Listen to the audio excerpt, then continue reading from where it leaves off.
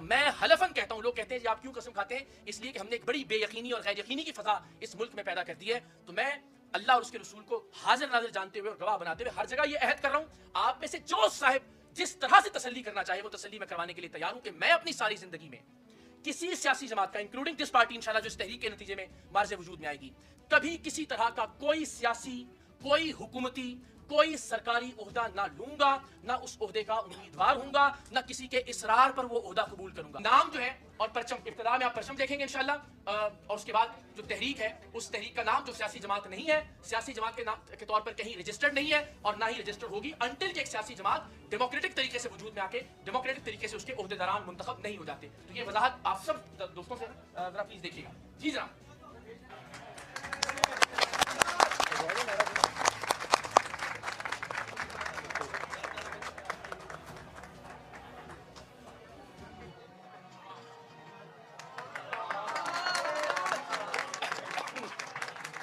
تو جناب کہ جمہوریت کا جو مطلب ہے وہی عوام راج ہے.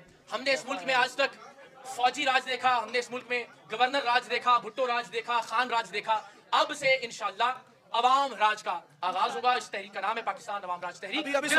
جی یہ ضرور چاہتا ہوں کہ میں اس تاریخی لمحے کا جو آغاز ہے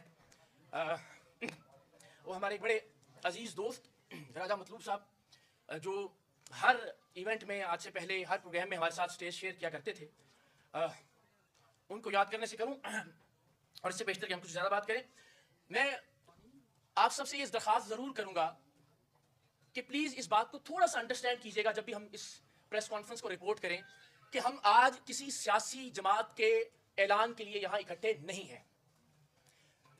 بدقسمتی سے ہمیں یہ لگتا ہے کہ سیاسی جماعت ایک دکان ہوتی ہے، کوئی بھی آدمی جو ہے وہ دامن جھاڑ کے کیمروں کے سامنے بیٹھے اور بیٹھ کر یہ کہتا ہے کہ جناب میں سیاسی دکان کھول رہا ہوں.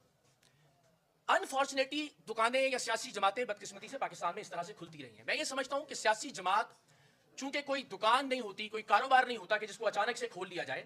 سیاسی جماعت ایک ادارہ ہوتا ہے اور اس ادارے کے قیام کے لیے قوم کو، لوگوں کو ایک فکری، شعوری اور نظریاتی سفر کرنا ہوتا ہے. تو آج ہم ایک ایسی تحریک کا آغاز کر رہے ہیں جو انشاءاللہ پاکستان میں ایک نئی سیاسی جمہوری جماعت کے قیام پر منتج ہوگی.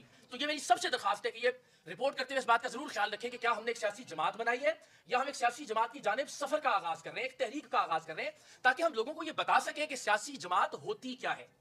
بدقسمتی سے پاکستان میں 78 برسوں میں ہم نے شخصیات کو سیاسی جماعت سمجھا، ہم افراد کو سیاسی جماعتیں سمجھتے رہے، ہم نے خاندانوں کو سیاسی جماعت سمجھا. ہم سیاسی جماعت سمجھتے ہیں ایک دکان کے کسی آدمی نے کھولی، اب جب تک وہ زندہ ہے وہ سیاسی جماعت کا مالک